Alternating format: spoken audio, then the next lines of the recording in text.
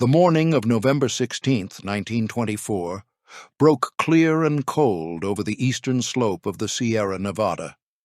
By the time the column of automobiles reached the Alabama gates, more than 70 cars had joined it, carrying farmers and ranchers from the small towns along the river, school teachers and shopkeepers, a few miners, and at least 2 of the bankers from Bishop.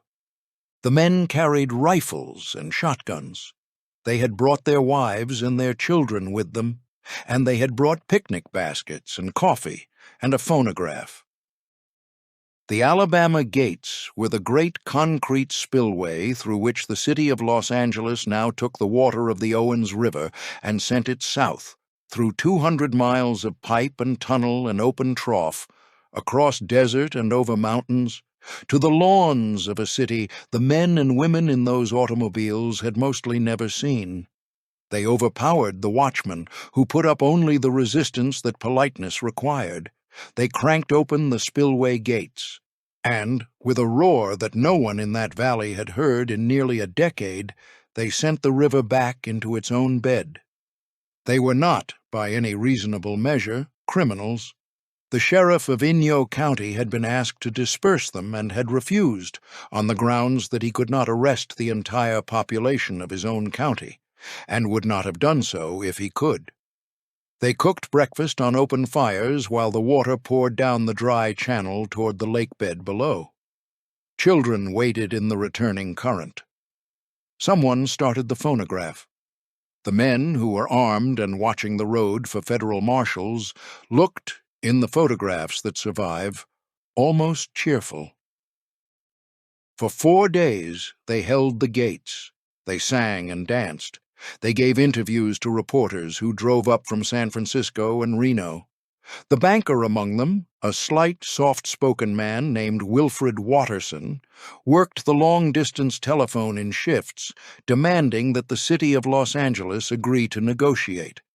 They had tried letters for nearly 20 years. They had tried lawsuits. They had tried, twice already, to assassinate the aqueduct itself with sticks of dynamite. None of it had worked. Now they had taken the river back by force, and they meant to hold it long enough to make somebody in the city to the south, somebody who would never have to see what a river leaving a country looked like, listen. They were wrong. The river would not be returned. The valley they were trying to save was already, in the strict accounting of property and law, lost. The only question by the autumn of 1924 was how slowly it would be allowed to die. That is one way to begin the story. There are others. The story of the Owens River and the city of Los Angeles is one of the great American parables, and like most parables, it has been worn smooth in the telling. There is a play and there is a film, the most famous of which appeared in 1974 and convinced an entire generation of moviegoers that the truth of the matter was already known. It was not. The film was a fiction, a private detective story laid over the bones of a public crime. The crime itself, the actual taking of the Owens River by the men who built the modern city of Los Angeles, was both stranger and more ordinary than any film has been able to render. It was a confidence game, played for a stake of $23 million in city bonds and the future of a continent's largest desert metropolis. It was a long, patient deception conducted across 400 miles of California and several federal agencies. It was an act of nation-building in the sense that almost everything Americans built west of the 100th meridian was an act of nation-building, and it produced a city of nearly 4 million inhabitants where, on any sane reading of geography and rainfall, only 100,000 could have lived. It was also, when reduced to its plainest terms, a theft. The men who carried it out did not, for the most part, think of themselves as thieves. They thought of themselves as engineers, as civic servants. as visionaries acting in the name of a future too large for the people of a small valley to comprehend. Some of them, in their private papers, allowed themselves the word destiny. One of them, the Irish-born ditch digger turned water superintendent who had built the aqueduct itself, would, 15 years later, after a dam he had built collapsed in the night and killed more than 400 people, walk into a coroner's hearing and ask the jury to lay the responsibility on him alone. He would die in retirement 7 years after that, the most admired and cursed engineer on the Pacific coast. His name was William Mulholland. The story belongs to him and to a half-dozen other men whose names are worth remembering. There was Fred Eaton, the former mayor of Los Angeles, who first dreamed the scheme and spent a decade thinking about how to set it. There was Joseph Lippincott, the federal engineer, who quietly handed his employer's plans to the city while drawing a salary from both.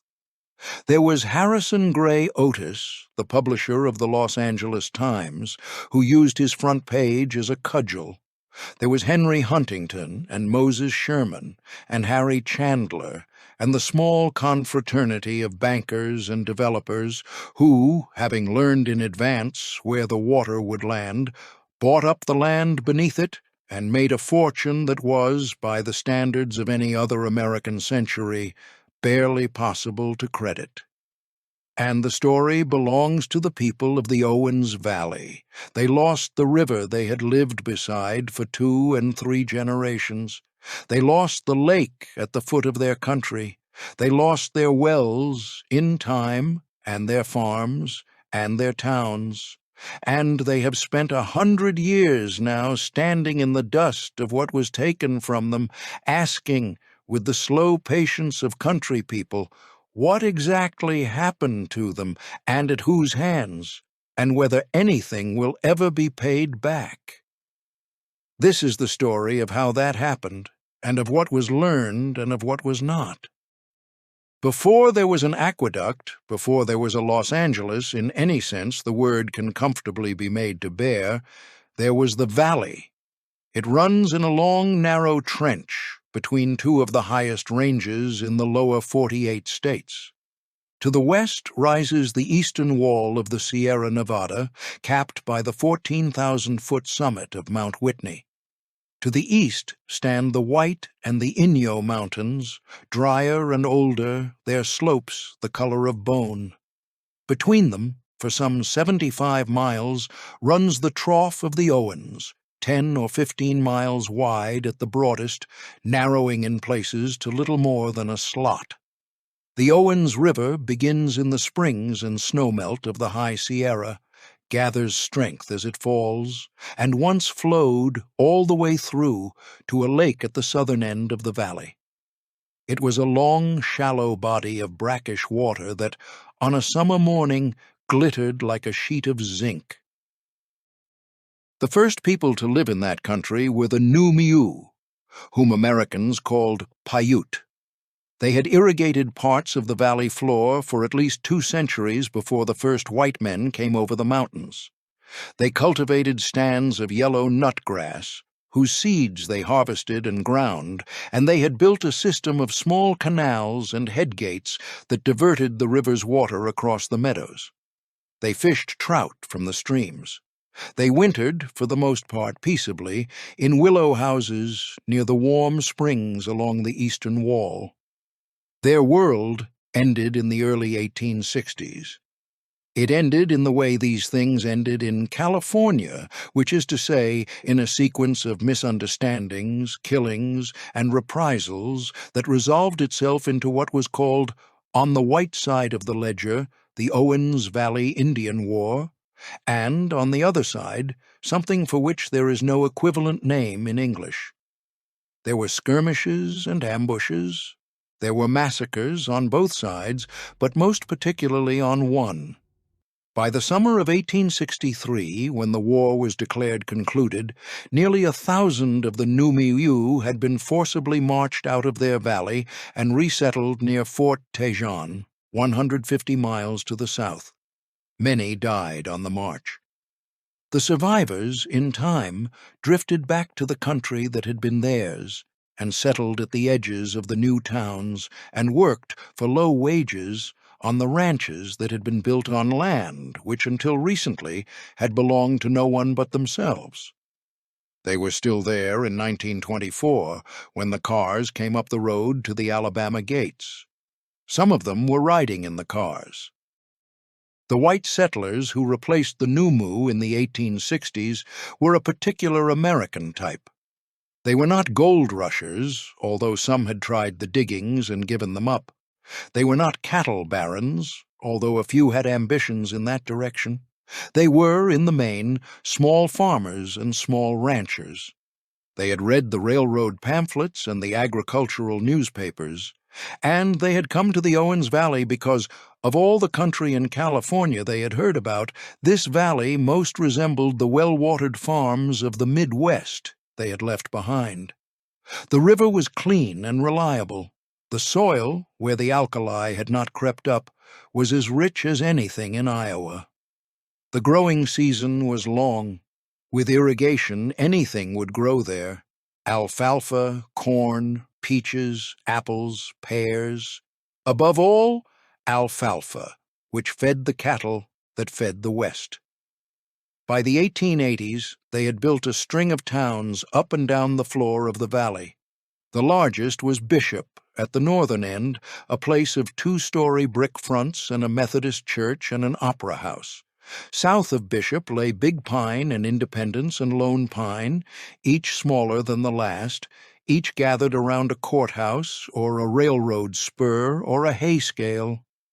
Independence, the county seat, had a stone jail built in the shape of a small castle. Lone Pine, in those years, was the country the writer Mary Austin would shortly make famous. By the turn of the century, the 4 towns and their outlying ranches were home to some 7,000 people, most of whom owned the land they worked.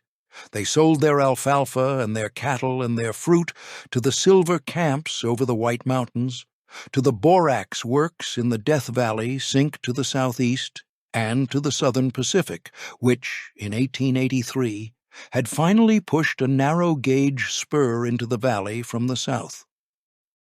It was not Eden. It was a small American agricultural community, with the small American agricultural community's full complement of foreclosures and bad seasons and grudges held across pew lines for 30 years. But it was a place. It had its own newspapers and its own histories and its own way of pronouncing the names of things. Mary Austin, who lived in the valley for the better part of 14 years between 1892 and 1906, called the country the land of little rain, and she meant it as a kind of love letter. The valley got 5 inches of precipitation a year on the floor, but the river was always there, fed by snow that fell in feet on the peaks above. Water came down the eastern face of the Sierra in dozens of creeks. Bishop Creek, Big Pine Creek, Independence Creek, George's Creek. Each of them had been claimed and divided and ditched and run out across the fields. The valley used the water it had. There was always more. There were, in those years, 2 larger questions hanging over the country, although the people who lived there did not, on the whole, dwell on them. The first was whether the valley's agricultural future lay with private irrigation, run as it had always been run by the farmers themselves, or with a great federal reclamation project of the kind being proposed in those years for almost every river in the arid West. The Newlands Reclamation Act of 1902 had created a federal reclamation service, charged with surveying the western rivers and engineering the dams and canals that would, the law's authors believed, settle 3 million new yeoman farmers on land that was at present empty. Almost from the beginning, the service's engineers had taken an interest in the Owens. It was, in their judgment, one of the finest reclamation prospects on the Pacific coast. With a single storage dam at the upper end of the valley, and a system of distribution canals along the floor, the federal government could double the irrigated acreage and settle several thousand new families in the country. The service's chief southwestern engineer, a careful man named Joseph Barlow Lipsincott, was tasked in the spring of 1903 with making the survey. He arrived in the valley with his transit and his crew that summer, and was received in the small towns of Bishop and Independence with the courtesy due to a representative of the United States. The valley assumed that he would, in time, recommend the project. The valley was right. He did. He recommended it twice. The first time he recommended it to the Reclamation Service. The second time, on a different sheet of paper, he recommended it to the city of Los Angeles, 300 miles to the south. Of these two recommendations, only the second, in time, would prove to matter. The second question hanging over the country was further off, but already audible in the wind. 300 miles to the south, on the other side of the Tehachapi Mountains, the city of Los Angeles was beginning, by 1903, to outgrow its own water. Few of the farmers in the Owens Valley had any clear idea in those years how large that city was, or how fast it was growing, or how much trouble it was about to be in. They knew it as the place at the southern terminus of the Southern Pacific, the place where their fruit went on the train and the rails ran out into the sea. They knew it as a winter resort for consumptives and as a stop on the Orange Grove circuit of the Eastern travel writers, and as the home of a Republican newspaper publisher whose editorials they sometimes read in the older copies of papers that drifted up the line. In a few more years they would learn more about the place than they wished to know. For the moment, in the summer of 1903, the Owens Valley was as it had been for a generation. The river ran south to its lake. The hay was being cut. Mary Austin was in her white frame house at Independence writing the essays of the Land of Little Rain. The Numu women who had survived the march to Fort Tejon were pounding seeds in stone mortars near the springs at Big Pine. The Methodist Sunday School in Bishop met at 9. Federal engineer Joseph Lippincott was, on most days, in his canvas tent at the head of the valley, taking measurements of a river he had been sent to study, and would, within 18 months, betray. The country he stood in had, in fact, 2 more good years left to it. Nobody who lived there yet knew it. In the year 1900, Los Angeles had 102,000 inhabitants. It was not by any measure a great city. It was a Southern California pueblo overgrown into a regional market town with a single square at its center, the white tower of the new city hall on one hill, and the rusted iron of the older Spanish-American structures still standing on another. It had streetcars but no subway, 2 daily newspapers and a half-dozen weeklies, a small Chinatown shrunk by the previous decade's pogroms, an oil field running through what would later become the western suburbs, and a chamber of commerce that, with a fervor verging on the religious, sold the city to the rest of the country as the only place in America where the climate was always agreeable and a man might still get rich. It also had one river. The Los Angeles River was, by California standards, a respectable stream. It rose in the Santa Susana Mountains, fell through the San Fernando Valley, ran out of the mouth of the Cahuenga Pass in a series of meanders, and emptied eventually into the Pacific at San Pedro Bay. It was the city's only meaningful surface water. It had served the pueblo since the days of the Franciscan Padres, and by the 1890s, the city had built it up into a small but adequate municipal supply, with diversion dams and underground aquifer wells, and a system of wooden pipes called the Zanja Madre, the mother ditch, which ran the water through the older streets. It was enough for a town of 100,000.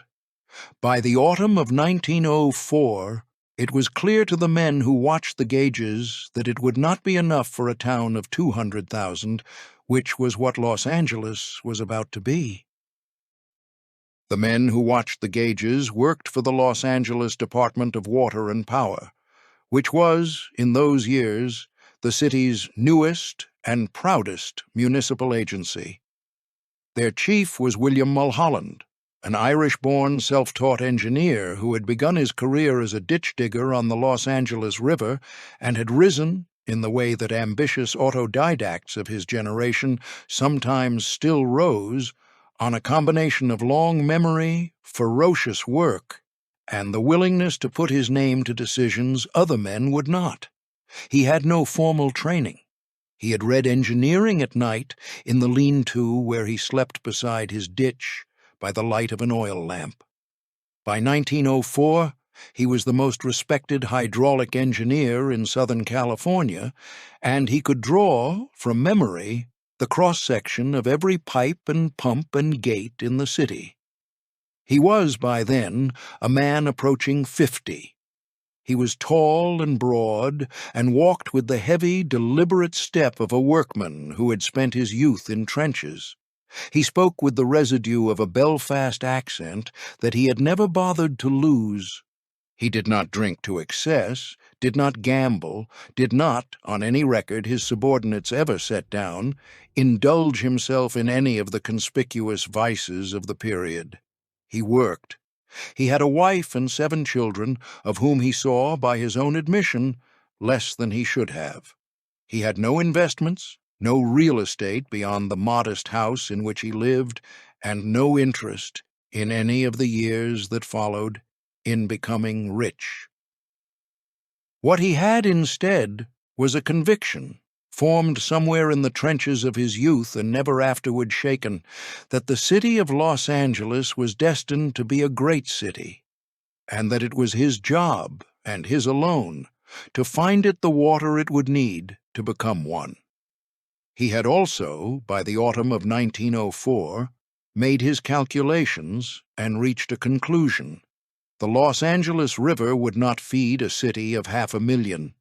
There was nothing in the watershed of Los Angeles County, no underground basin and no foothills stream that would feed a city of 500,000. To go on growing, the city would have to import its water from somewhere else. Mulholland, by temperament, was a man who did not enjoy speaking the obvious. He spoke this one. The question, in his correspondence and in the closed sessions of the new water board, was where. The answer, in time, would be the Owens. But the answer was not Mulholland's first. The answer was Fred Eaton's. Frederick Eaton was, in 1904, 50 years old and out of public office.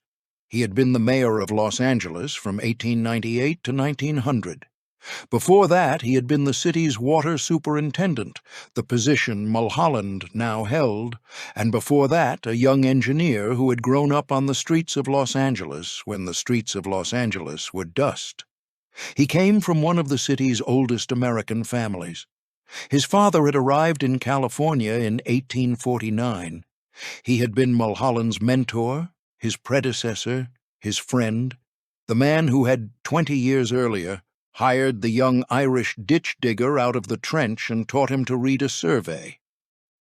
He was also, by 1904, a man with private interests in cattle and timber and several other businesses, and he had spent the previous 15 years quietly making a study of every river in Southern California from which a city of his hometown's eventual size might one day drink.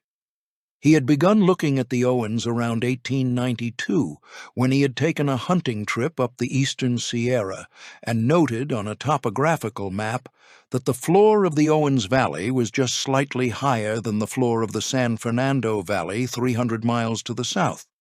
The implication, to a hydraulic engineer, was electric.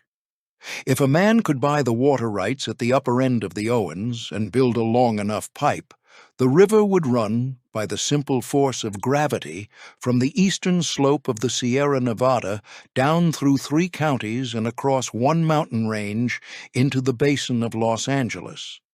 no pumping, almost no operating cost. It was, Eaton thought, the largest single piece of unclaimed real estate left in California. It was, he also thought, the property of the Owens Valley. He spent the next decade thinking about how to take it. By the time of the hunting trips of 1903 and 1904, on which Mulholland accompanied him, Eaton had a plan. The two men camped in the autumn of 1904 on the banks of the Owens River. Mulholland, the engineer, did the figures: the elevation drop, the necessary length of pipe, the gradients, the daily flow, the annual yield. Eaton did the politics. By the time they came back over the mountains in the early winter, they had agreed between themselves that the thing was possible, and that, if it could be done quietly, it could be done. It would have to be done quietly. There were, Mulholland and Eaton both understood, two parties whose opposition could not, under any circumstances, be allowed to crystallize. The first was the people of the Owens Valley, who would, on the most favorable estimate, rather drown the men of Los Angeles in their own ditch water than sell their river out from under them. The second, and the more dangerous, was the United States Reclamation Service, which had its own plans for the Owens and the full force of the federal government behind it. Lippincott, the service's chief engineer for the Pacific Southwest, was already on the river, taking measurements for what was meant to be one of the first great federal reclamation projects in California. This obstacle. Joseph Barlow Lippincott was also, however, the solution. Eaton had known him for years. They were old colleagues, fellow members of the small confraternity of Western engineers. By the autumn of 1904, Eaton had made Lippincott a proposition that Lippincott, in any properly run civil service, would have been required to refuse. Lippincott did not refuse it. He accepted, in the late winter of 1905, a paid retainer from the city of Los Angeles in the amount of $2,500 a year to consult on the city's water needs. He continued at the same time to draw his federal salary as the Reclamation Service's chief southwestern engineer.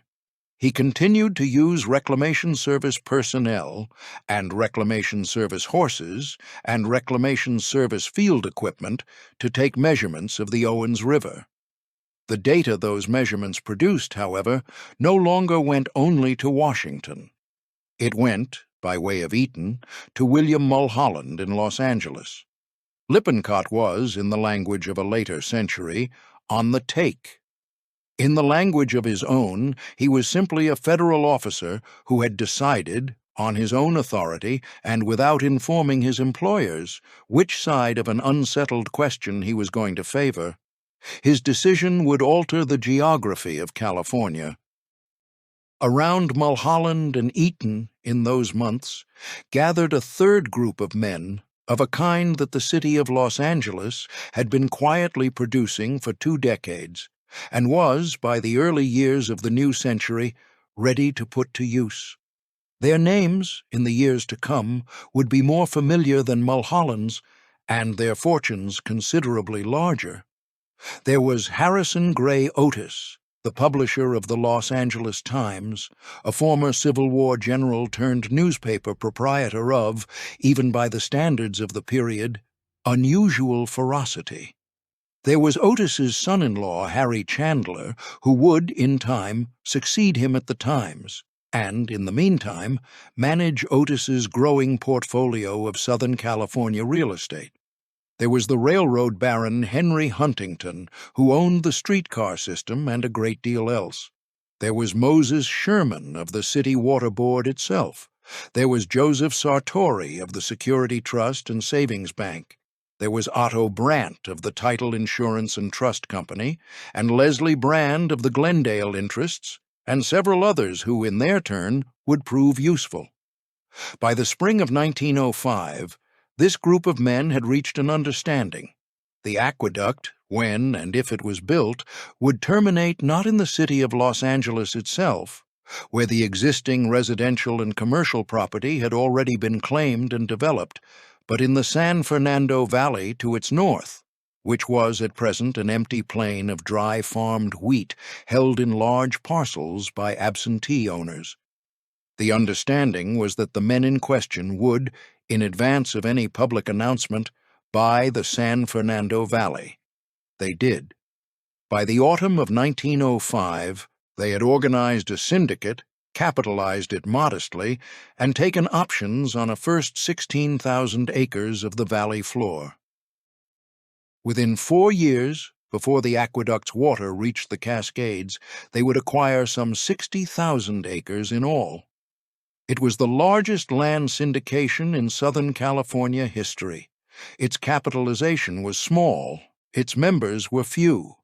Its profits, when at last the aqueduct's water reached the San Fernando Valley 9 years later, would be calculated in figures that the federal income tax, when it eventually reached them, was barely able to absorb. This was the conspiracy, although the men inside it would never have used the word. They preferred to describe what they were doing as the building of a city. The phrase was not entirely wrong. The two activities in Southern California in 1905 had become difficult to distinguish. What remained was to take the river. The plan was, in its outline, simple. The city of Los Angeles, working through Eaton, Lippincott, and a small cadre of paid agents, would acquire the necessary water rights and riparian lands at the upper end of the Owens Valley. Once that acquisition was substantially complete, the city would announce its intentions, place a bond issue before its voters to finance construction, and build the aqueduct. The acquisition phase had, however, to be conducted in such a way that the people of the Owens Valley did not know what was happening. If they knew, they would refuse to sell. If they refused to sell, the price of every parcel would triple. Worse, if they understood the threat in time, they might appeal to the federal government to bring its reclamation project forward as a defensive measure, and the city, working as a private municipality, and not as the United States, would lose.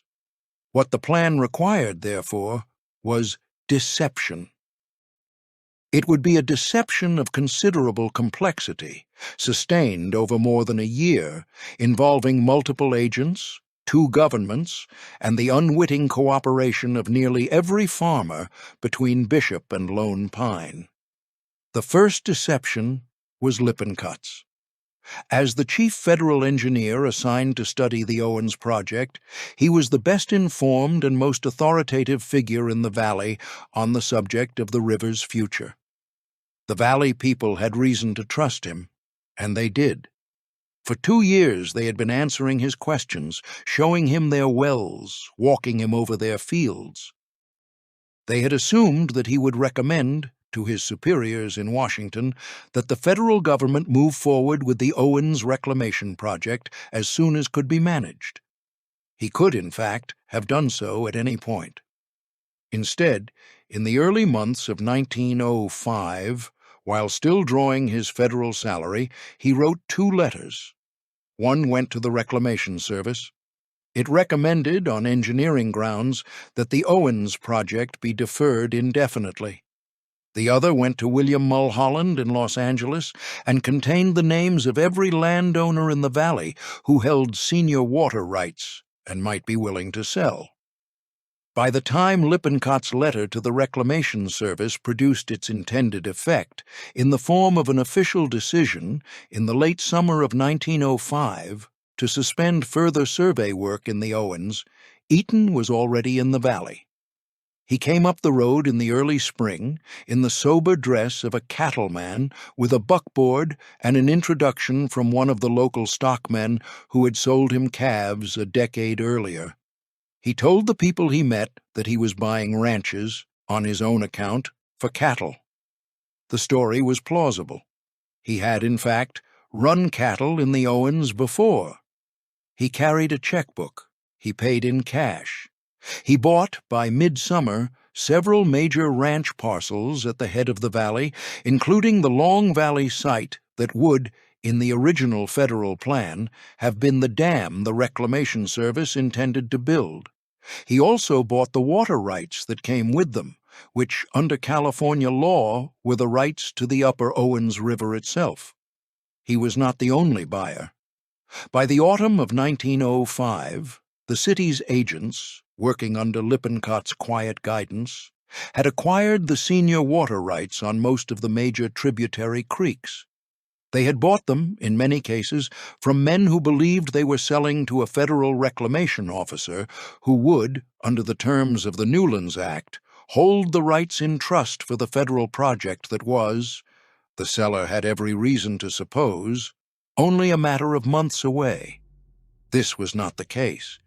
The rights were being assigned by clauses buried in the back of standard agricultural deeds to the city of Los Angeles, which the seller had never heard of in this connection and had no reason to associate with the federal officer standing beside the surveyor at the corner of his pasture. The deception here was a deception of the boilerplate. It was the kind of deception that had been used in the previous quarter century to take Indian allotments and homestead claims from people who could not read the documents they signed. The people of the Owens could read. They were, however, signing the documents that Lippincott's office had prepared, and they were assuming that the man buying the water and the man recording the deed were two different men. Word began, in the late summer of 1905, to reach the valley that something was wrong. A rancher named Stafford Wallace Austin, the husband of the writer Mary Austin, and the registrar of the Federal Land Office at Independence, started looking at the deeds being filed at his window. The pattern was unmistakable. He wrote to Washington. His first letters were intercepted by friends of Lippincott's in the Reclamation Service before they could reach the desks for which they were intended. Austin wrote again. The second round of letters, addressed directly to the President of the United States, reached Theodore Roosevelt sometime in the spring of 1906. Roosevelt was, in those years, the most progressive of the imperial presidents. He had created the Reclamation Service. He had championed the federal protection of western forests and rivers.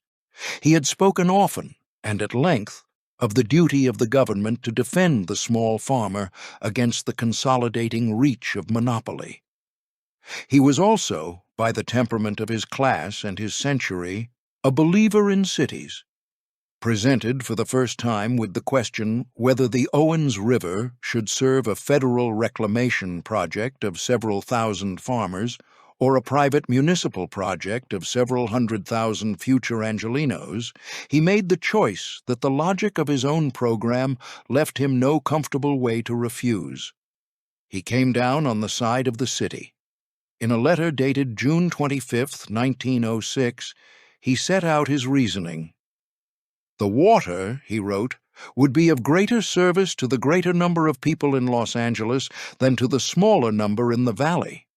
It was, he conceded, a hard decision for the people of the Owens. The interests of a few must, however, give way to the interests of the many. The Roosevelt letter was the death warrant of the Owens Valley as an agricultural community. It was issued at the time as an act of statesmanship, and it has been read, in the century since, as an early example of a particular American habit, the habit of clothing the interests of one set of citizens in the language of the public good, and presenting them to the citizens whose interests are being sacrificed, as a sacrifice they are obliged, by patriotism and the logic of progress, to accept. The valley did not immediately understand what had been done to it. The decision was reported in the Northern California papers and in the Eastern press, but it took some weeks to filter back. By the time it did, on the front pages of the Inyo Register and the Owens Valley Herald in the summer of 1906, the city had effectively completed its acquisition. The river was, in legal substance, gone. The water still ran. The rights to take it had passed, parcel by parcel, into the hands of the men 300 miles to the south. Down in Los Angeles, the public learned the news in a different way. On the morning of July 29th, 1905, almost a year before the Roosevelt letter, the front page of the Los Angeles Times had appeared with a banner headline that read, in letters 2 inches high, "Titanic Project to Give City a River." The story below it had been written, in part, by Mulholland himself and edited by Otis. It announced that the city had, through the foresight of its water engineers, secured rights to a great river in the eastern Sierra, and that, with the consent of the city's voters, the river would shortly be brought to Los Angeles by means of an aqueduct of unprecedented length. The story did not mention that the rights had been secured in part through the misrepresentations of a federal officer. It did not mention that the announcement was timed to forestall any further appeal by the people of the Owens Valley. It did not mention that Otis, who had edited the article, owned, by way of his syndicate, a substantial portion of the empty land into which the aqueduct's surplus water would flow. The story did mention, in passing, that there would be a bond issue. The bond issue passed in September of that year by a margin of 14-1. Most of the men who voted for it had read of the project for the first time in Otis's paper. They were aware, in a general way, that the city needed water. They were not aware, in any particular way, of where it was coming from or whose. They voted, as the citizens of cities have voted in such matters in every century, on the strength of a general feeling that the future ought to belong to people like themselves. The bond was the first of two.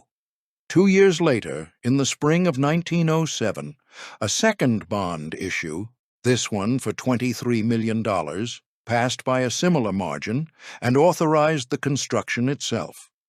The aqueduct, now a public undertaking of the city of Los Angeles, broke ground in the autumn of 1908. In the valley, the years between Roosevelt's letter and the start of construction were a period of slow, half-disbelieving, half-furious organization. There were public meetings in the Bishop Opera House and in the Independence Courthouse. There were petitions to Congress. There were delegations sent to Sacramento and to Washington. There were letters to every newspaper in the state.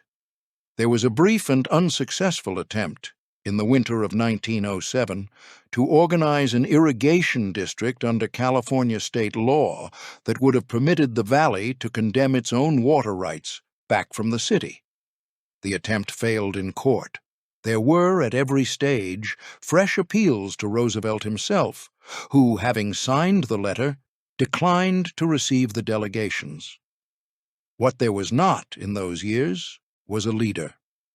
The valley had no figure of national reputation, no senator or judge or industrialist who could carry its case into the rooms where the case had to be made. Mary Austin, who had moved to Carmel in 1906 and was by then the country's most distinguished female nature writer, did what she could. She wrote. She placed pieces in the Atlantic Monthly and the Century. She corresponded with William James and with Lincoln Steffens. She was, however, a writer, not a litigator, and the case, by the time her articles appeared, was already being decided in courts and bond markets where her readership did not extend. The Valley, in those years, learned what most American agricultural communities have learned at one point or another in the country's history. It learned that an editorial sympathy is not a court order, and that the men who run the country read the editorials only when it suits them. The men who had drawn the river onto the maps of Southern California were, in their separate ways, satisfied. Eaton retired to his ranch at Long Valley with a fortune and a sense of grievance against the city that, in his view, had not paid him what he was worth. Lippincott, having been quietly forced out of the Reclamation Service in the summer of 1906 on grounds the agency declined to specify, accepted a senior position with the Los Angeles Aqueduct Project at a salary substantially larger than the one he had drawn from the federal government. Otis, whose paper had championed the project, returned to his other businesses, which by the end of the decade would include the four largest land syndications in Southern California. Mulholland, who alone among them had no interest in the San Fernando Valley land or in any other private investment in the project, returned to his desk at the Department of Water and Power and began the work of building the longest aqueduct the world had yet seen. The valley, in the meantime, settled into a long and bewildered grief. It did not yet understand that what had been taken from it was not, in the end, only a river. Construction of the Los Angeles Aqueduct began in the autumn of 1908 and concluded in the autumn of 1913. It was, when it was finished, the longest aqueduct ever built in the United States, and the longest by any considerable margin in the West.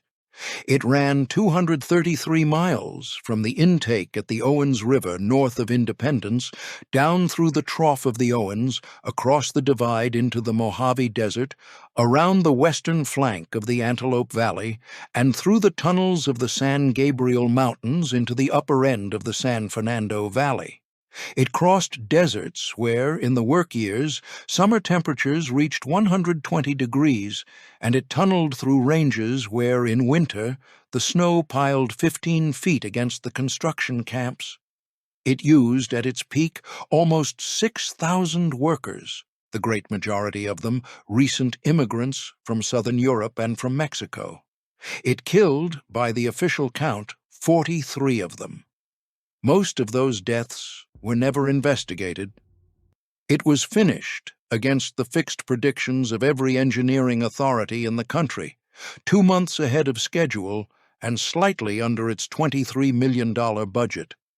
It was, in the technical literature of the time, a marvel.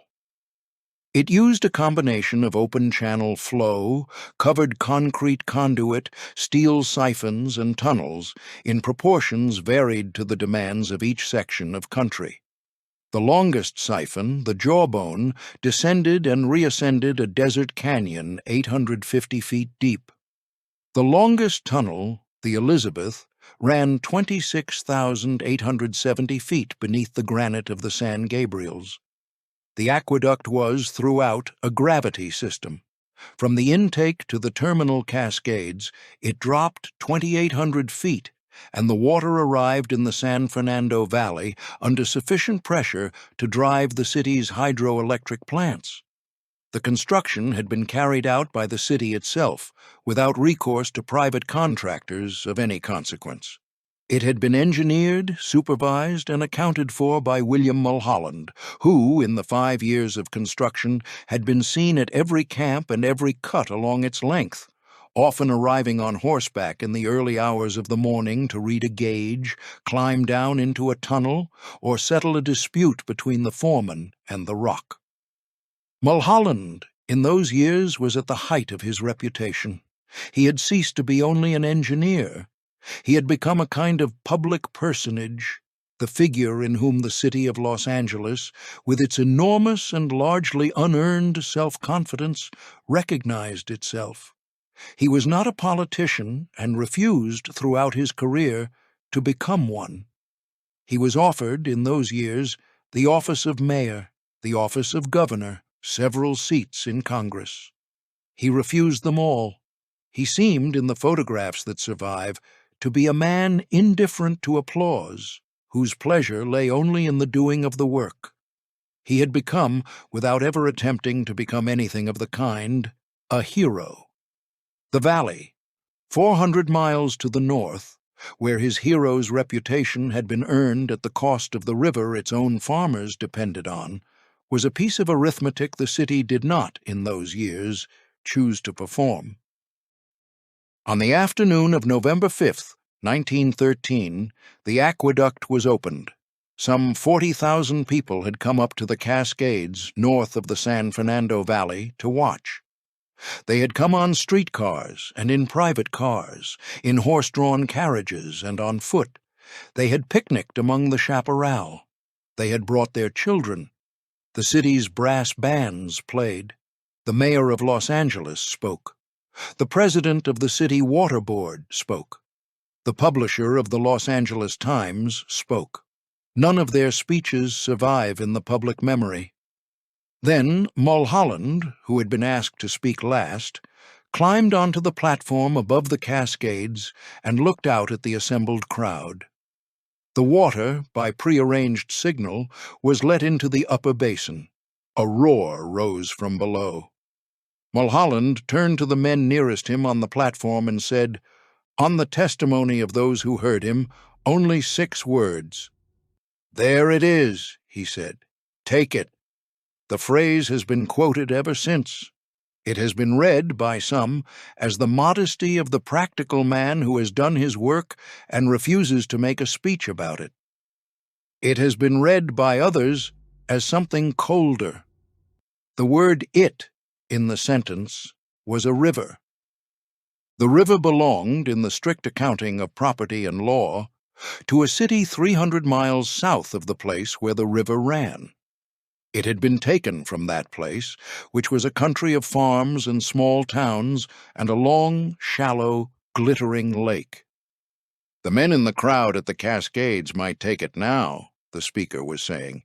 It was, by the form of the city's title and the federal government's blessing, theirs to take. There was in the line an irony so dry that it could be missed altogether, and for a long time it was. The line was treated, by the city and by the historians the city retained, as a piece of bluff frontier directness. It was repeated, in the city's official hagiographies, with a kind of reverence. It was carved, eventually, into stone. The men in the Owens Valley, when they read the line in the next day's papers, did not find it modest. They found it the most accurate description of what had been done to them that had yet appeared in print. The consequences of the aqueduct's opening were felt in the first instance by the men who had bought the land in the San Fernando Valley. The valley, before the aqueduct, had been dry-farmed wheat country, worth, in 1905, perhaps $30 per acre. With the arrival of imported water, the valley became, almost overnight, the most valuable agricultural property in California. By 1915, the same land was being subdivided for citrus orchards and dairy farms at $500 per acre. By 1920, parts of it were being subdivided again for residential lots at considerably more than that. The members of the syndicate that had bought the valley in 1903 and 1905 had paid, in aggregate, something between $2 and $3 million for it. By the time of Otis's death in 1917, the holdings of the original buyers and their heirs were valued in excess of $100 million. The Los Angeles Times, by way of its publisher's family, had grown into one of the great American fortunes.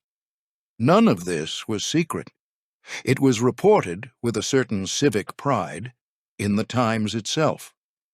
The proposition that public water had been used to enrich a private syndicate was not, in the Southern California of those years, a proposition that excited the kind of comment it would have excited elsewhere. The men who had grown rich on the deal had also, by general agreement, built the city. The two facts, in the rooms where Southern California's reputations were made, were felt to balance. The consequences for the city of Los Angeles itself were larger and more various.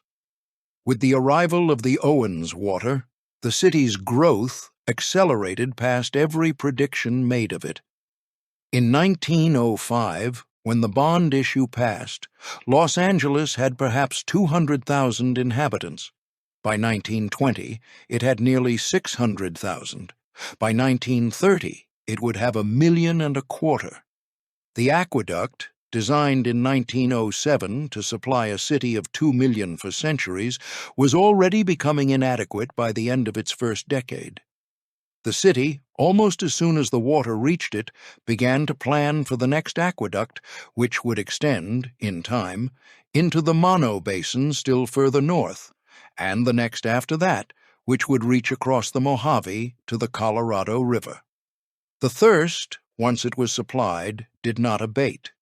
It expanded on a logic of its own toward whatever water could be reached. The consequences for the Owens Valley were of a different character. In the first years after the aqueduct's completion, the city of Los Angeles, having taken the river, did not yet take the surrounding farms. The plan, as approved by the bond election and as understood by the city's voters, had been to take only the river itself. The valley's farmers continued to irrigate their fields from the side creeks, and from the wells they had drilled in the alluvial fan, and from the smaller streams the aqueduct had not, in its first years, reached. The city tolerated this on the understanding that the water it claimed was the river water, and the river water alone. For nearly a decade, the valley contrived on this reduced ration to live. By the early 1920s, the arrangement no longer held. The city's population had doubled and then nearly doubled again. The first 5 years of the 1920s were among the driest the eastern Sierra had recorded. The river's flow fell. The city's demand rose. In 1923, the Department of Water and Power, working under Mulholland's direction, made the decision that would, in the eyes of the valley, transform the original deception of 1905 from a defensible act of municipal foresight into something the valley could not, after that point, regard as anything but the deliberate killing of its country. The department began, quietly, to send agents back into the valley, with the same instructions Eaton had carried in 1905. They began to buy farms. They began, in particular, to buy farms with wells, and to drill new wells of the city's own on the land they bought. The point of these wells was not, any longer, only to supplement the aqueduct's supply. The point of these wells, which the city's engineers understood and the valley's farmers shortly came to understand as well, was to draw down the underground aquifer of the valley itself, so that the side creeks the aqueduct had not yet captured, and the bottomland springs the aqueduct could not reach, would, by the slow attrition of pumping, fail. The fields began to dry. The hayseed gathered dust. The cattle were sold off. The orchards at Big Pine, which had been a particular pride of the country, began to thin in the rows where the wells had failed. By the end of 1923, the valley understood that the agreement of 1905, which had cost it a river, had not cost it everything. The agreement of 1923 would. By the spring of 1924, the men who had spent 15 years writing letters and filing petitions and sending delegations to Sacramento were, for the first time in any of their lives, considering in private rooms in the Watterson banks at Bishop and Big Pine the use of dynamite. The rebellion in the Owens Valley, when it came late, and it was led, as such things often are, by the wrong people. It was led by a banker, by two of them. Wilfred and Mark Watterson were brothers, born in the valley in the 1880s, the sons of an English-born storekeeper who had come to Bishop in the 1870s and prospered. By the time of the aqueduct's opening, the Watterson brothers owned, between them, the largest banking concern in the eastern Sierra. They had branches in Bishop and Big Pine and Independence and Lone Pine. They had branches in Tonopah and Goldfield and several other Nevada mining towns. They were the principal source of agricultural credit in the valley. They were also, in their politics, populists of the period. They were soft-spoken, well-mannered, civic-minded men who had grown up in the valley and intended to die in it. They had watched, since 1905, as the city to the south had taken first the river and then, by way of the wells, the bottomland water beneath the river. They had spoken, throughout that period, in tones of measured regret. They had recommended, in their letters to the Inyo Register, restraint and legal action. By the spring of 1924, restraint was no longer recommending itself. The valley's economy was visibly collapsing, Most of the southern half of the country was already out of agriculture. The towns on the river, which had been built on the assumption of a thriving agricultural hinterland, were beginning to lose their stores and their schools and their newspapers. The young people were leaving. The price of valley real estate, which had been falling for years, had reached a point at which even the city's agents, who had been the principal buyers, could no longer be relied on to pay book value. The valley was being, in the strict commercial sense, foreclosed.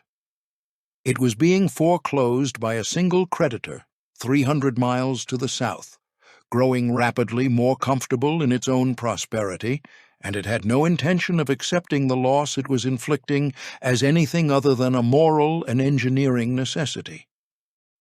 In May of 1924, somebody, in the dark, set off a charge of dynamite under the no-name siphon, one of the great steel pipes that carried the aqueduct across a desert canyon south of Lone Pine. The damage was repaired in 5 days. The Inyo Register, the next morning, declared editorially that the people of the valley were in mourning for the perpetrators, whom the paper would not stoop so low as to identify, but whom it understood to be persons driven to the act by a despair the city had earned. The city, for its part, sent in armed guards. There were rumors, throughout the summer, of further bombings, of meetings in the back rooms of the Watterson banks, of plans for organized resistance. The Department of Water and Power hired men out of the Los Angeles Police Department and out of private detective agencies and posted them along the line. They were given rifles and orders to shoot any man found within 100 yards of the aqueduct after dark. Several near encounters were reported. No one in any of those nights was killed. The valley, in its quieter rooms, took the absence of casualties not as evidence of restraint, but as evidence of patience. The patience, it was felt, would not last. In November, the rebellion came out into the daylight. On the morning of the 16th, the column of automobiles came up the road to the Alabama gates, and the men and women in the column did, for 4 days, what no one in the valley had quite been willing to do before. They made the city of Los Angeles look, in the eyes of the rest of the country, like what the valley had for 19 years been quietly insisting it was. They made it look like a thief. The seizure of the gates produced, in its immediate aftermath, exactly the result that the men and women who had carried it out had hoped it would produce. The Eastern papers covered it. The San Francisco papers covered it. The Saturday Evening Post sent a writer. The Atlantic Monthly commissioned a piece. The city of Los Angeles, which had at first considered the seizure an act of war and had asked the governor of California to call out the National Guard, found itself, by the 3rd day of the action, the object of a national derision it was unaccustomed to receiving. The governor declined to send the guard. The sheriff of Inyo County continued to refuse to act. The Water Board in Los Angeles met in emergency session and authorized, with great reluctance, the opening of a negotiation. On the 4th day, the seizure ended. The rebels went home. The water was returned to the aqueduct. The city, in the language of its statement, agreed to consider, in good faith, the valley's grievances. The valley did not believe this. The valley was correct. For 3 more years, the rebellion continued. The bombings between November of 1924 and the summer of 1927 became almost routine. The aqueduct was dynamited at the no-name siphon a 2nd time and a 3rd. It was dynamited at the Big Pine power plant. It was dynamited at the inverted siphons in Owens Gorge. The detonations were carried out, in the main, by men who took unusual care to do them at night and in places where no human being was likely to be near. There were no fatalities on either side in the entire course of the rebellion. The damage was, on each occasion, contained. The city's repair crews, who had become practiced, restored the line, on average, within 72 hours. The bombings produced in their first years a kind of grudging admiration in the rest of the country. The Eastern papers covered them as one covers a David and Goliath story. The valley, in those accounts, was the small farmer, the city, the great trust, and the dynamite, a kind of poetry. The poet Robinson Jeffers visited the valley in the middle of the decade and wrote of it with something between pity and awe.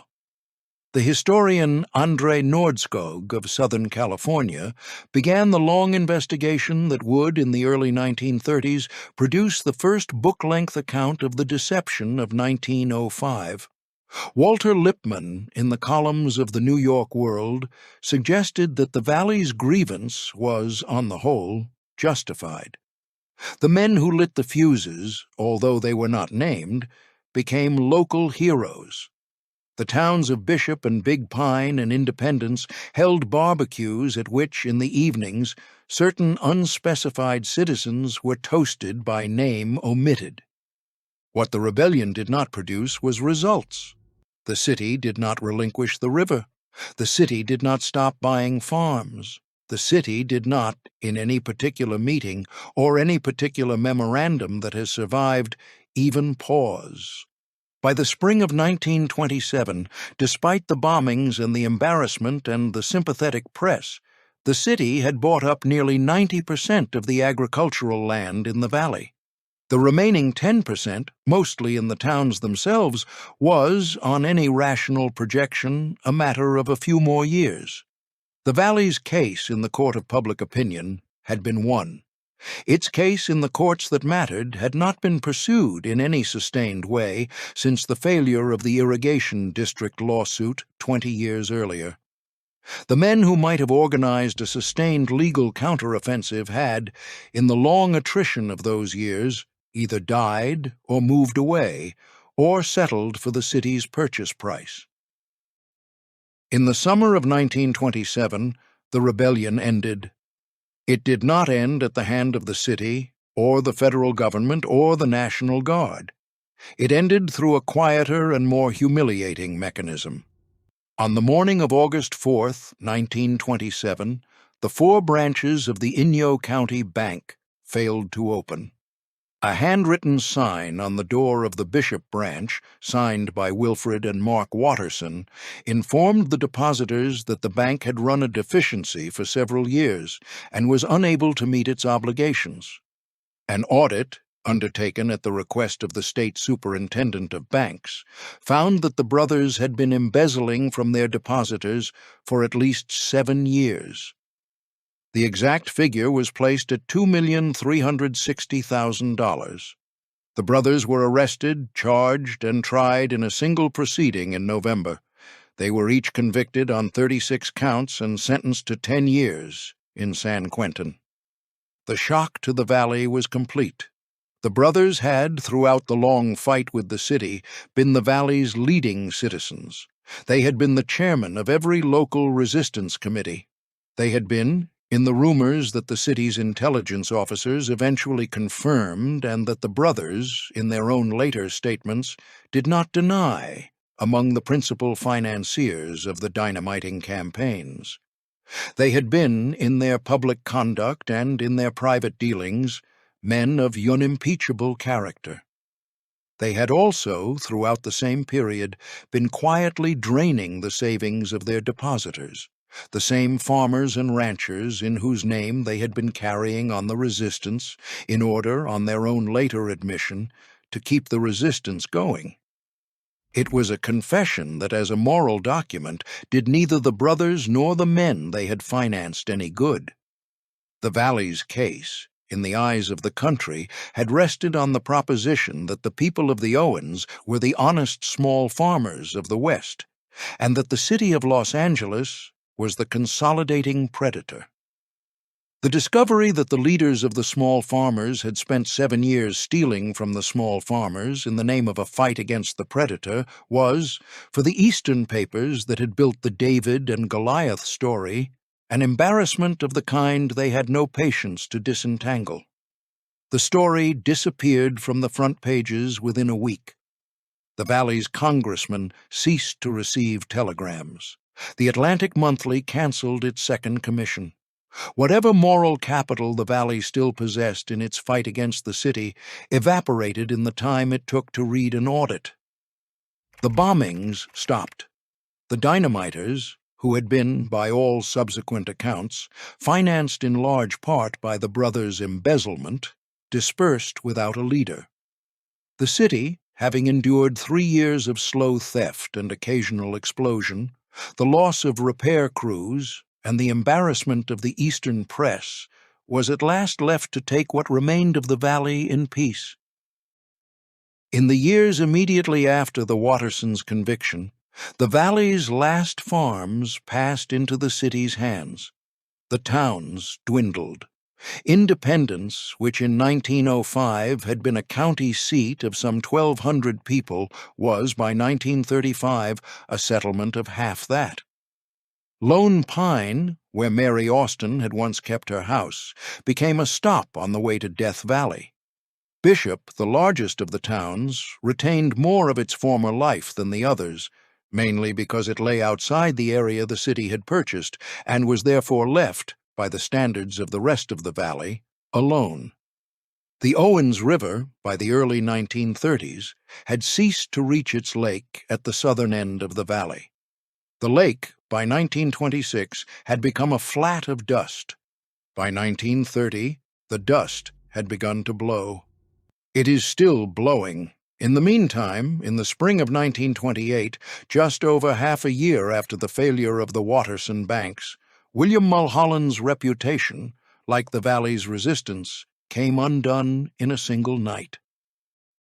The St. Francis Dam stood at the lower end of San Francisco Canyon, some 40 miles north of the city of Los Angeles.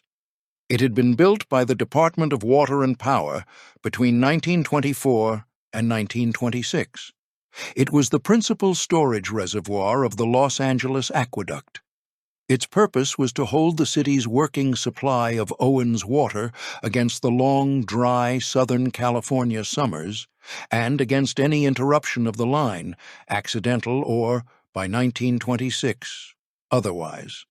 It was a concrete arch dam, 205 feet high.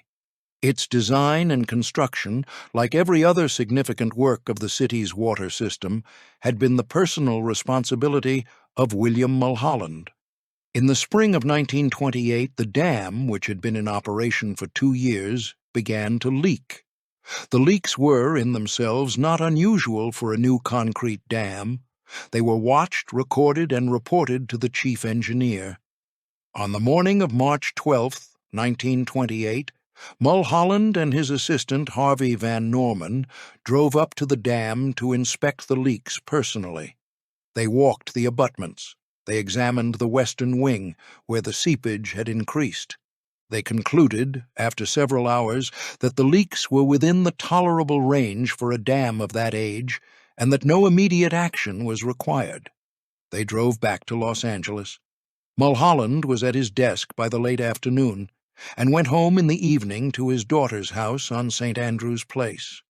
At 3 minutes to midnight that night, the western abutment of the St. Francis Dam failed. The cause, after years of subsequent inquiry, was determined to be a defect in the underlying schist, a foliated rock that had appeared, in the visual inspections, to be sound, but which, under prolonged contact with reservoir water, had softened. The dam, which was anchored in the schist, gave way against it. The reservoir behind the dam, 12.5 billion gallons of Owens water, came down San Francisco Canyon in a wall 140 feet high. The flood took 5.5 hours to reach the Pacific Ocean, 54 miles away. In its descent, it destroyed the town of Castaic Junction. It destroyed the construction camp of the Southern California Edison Company, in which 64 men were sleeping. It tore out the bridges of the Santa Clara River. It buried, by the time it reached the sea, parts of 7 communities along the river bottom. The official death toll, by the count of the Los Angeles County coroner, was 431. The actual toll, in the judgment of subsequent historians, was probably higher by at least 100, owing to the unincorporated migrant labor camps along the river that had no permanent rolls.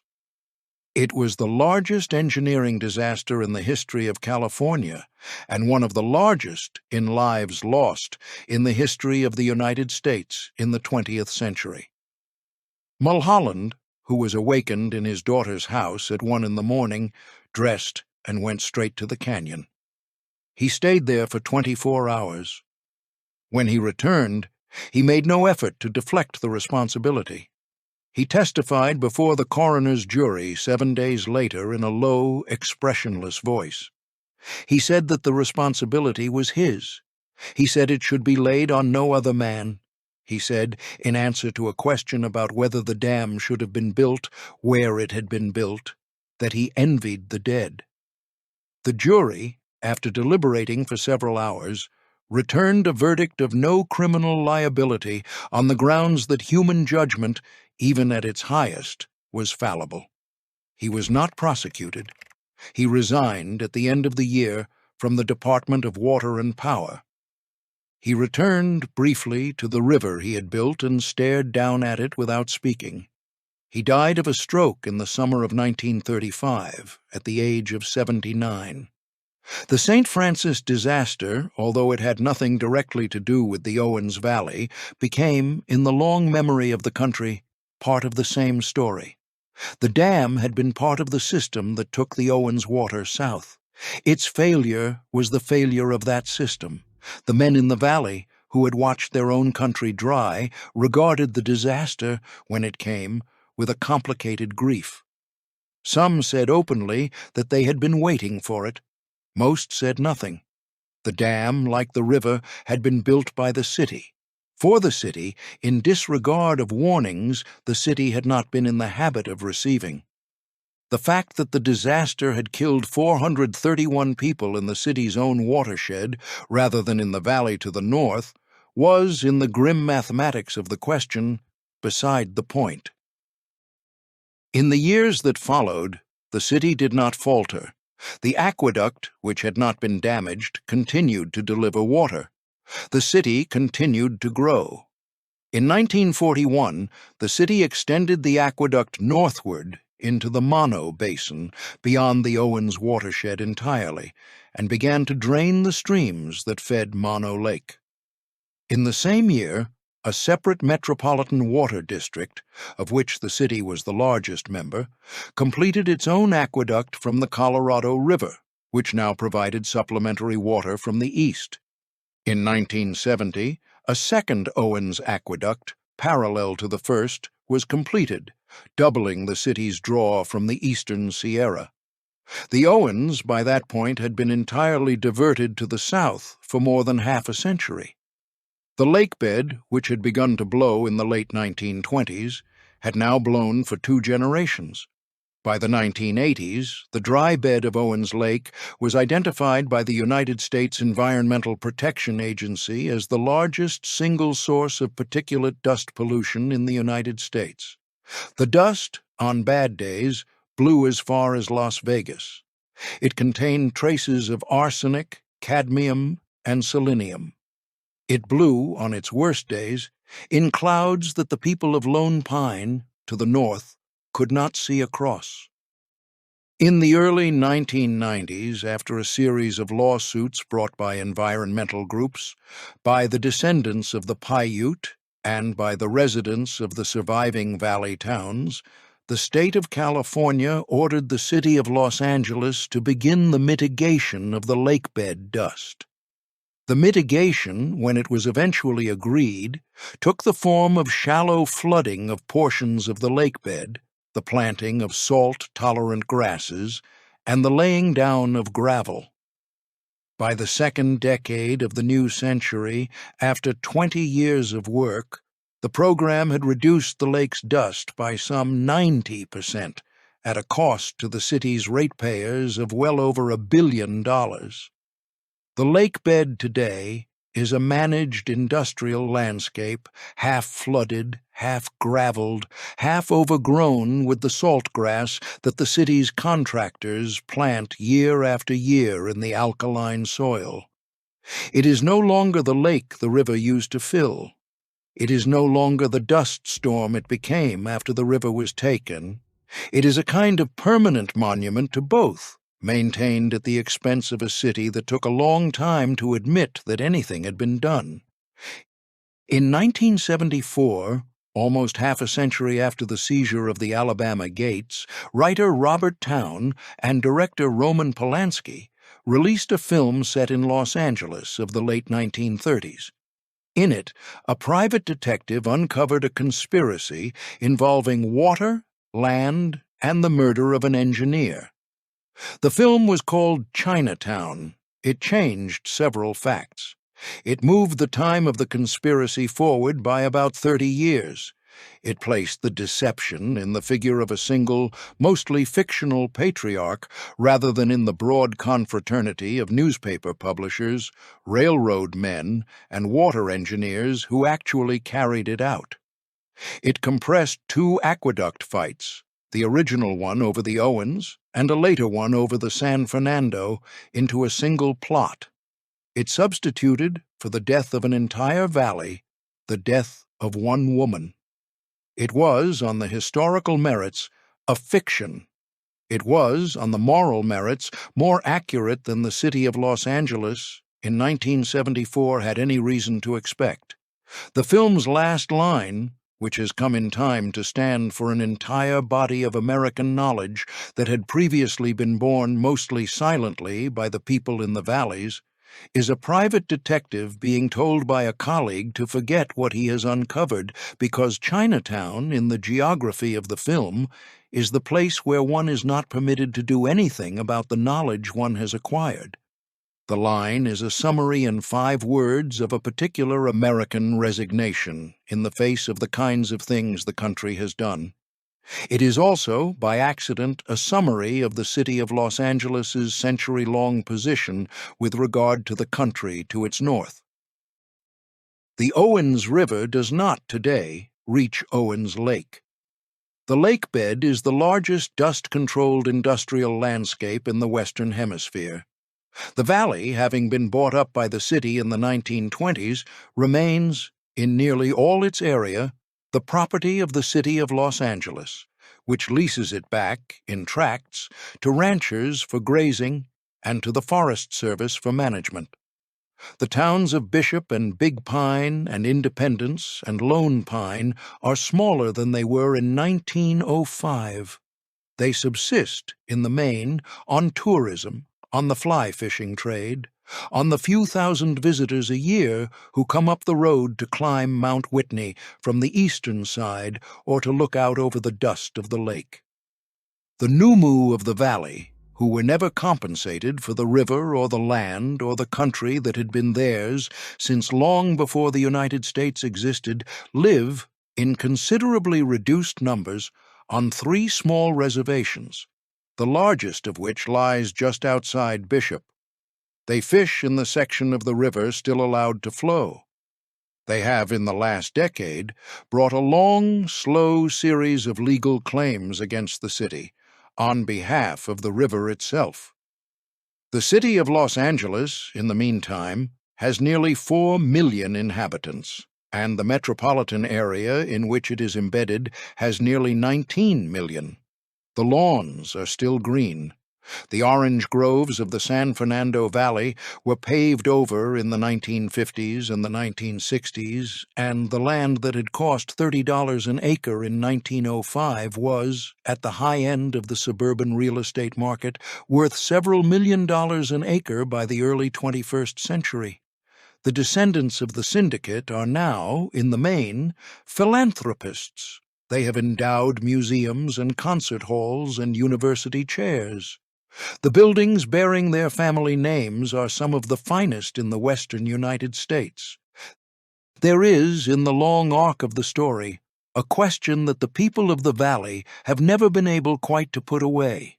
It is the question of whether what was done to the Owens was, in the moral accounting, a crime, or a necessity. The men who built the aqueduct argued in their time that it was the second. They argued that the people of Los Angeles needed water, that there was no water to be had within the geographic limits of the city, that the people of the Owens had been compensated, after a fashion, in cash, and that the gain to the larger number outweighed the loss to the smaller. They argued, in short, the standard 19th-century American argument for taking what one wanted from those whose claim to it was older but weaker. The people of the valley argued otherwise.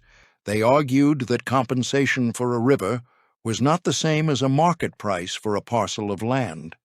They argued that the deception of 1905 had taken from them not only their water, but the very legal standing that might have allowed them to defend it. They argued that a community is not, in the strict sense, fungible, and that what had been done to them had not been the buying out of an inconvenient set of property holders, but the deliberate killing of a country. They argued, in short, that whatever had been gained in Los Angeles, something had been lost in the Owens that no scale could weigh. Both arguments are, in their fashion, true. The growth of Los Angeles between 1913 and the present has been, in absolute terms, one of the great human achievements of the modern world. 19 million people now live in tolerable comfort in a country that, on the strict calculation of its own water, could support fewer than 100,000. The city's universities, its museums, its film industry, its harbors, its highways, its hospitals, its laboratories, its libraries, its enormous and various life, all of this rests, in the end, on the water taken from the eastern Sierra. To pretend otherwise is to pretend that a coastal desert metropolis can be built on coastal desert rain. It cannot. The Owens water, and the Mono water, and the Colorado water are the city. The city, in its essential constitution, is the aqueduct, but the cost, when it is ledgered, is also undeniable. There is a country in eastern California where the river no longer runs. There is a lake bed that for half a century was one of the great dust hazards of North America. There are towns whose entire purpose, the agricultural community whose service they had been built to provide, was extinguished 100 years ago, and whose present population subsists on the modest tourism trade of a national monument they were not consulted in the establishment of. There are descendants of the Numu, whose claim to the country predates the United States, and who have never received the compensation the country has, on 3 separate occasions in the 20th century, formally promised them. There is the dust, which still blows. There is the long, quiet humiliation of a country that lost its river and could not, in the end, do anything about it. The growth of the city on this ledger has been paid for, in part, by the slow, deliberate impoverishment of the country to its north. There is no way to settle that account in money. In the end, the story of the Owens Valley is the story of how the modern American West was made. It was made by a particular American method.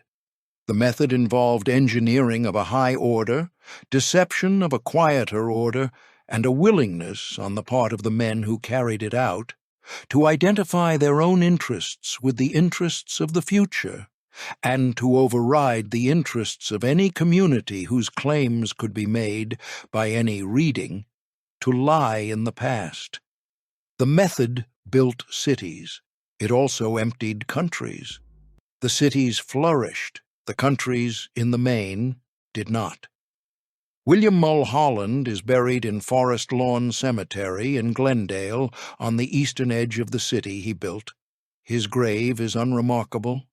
Above it, on most days, the sky is the pale blue of Southern California in summer, and the grass is the green of imported water.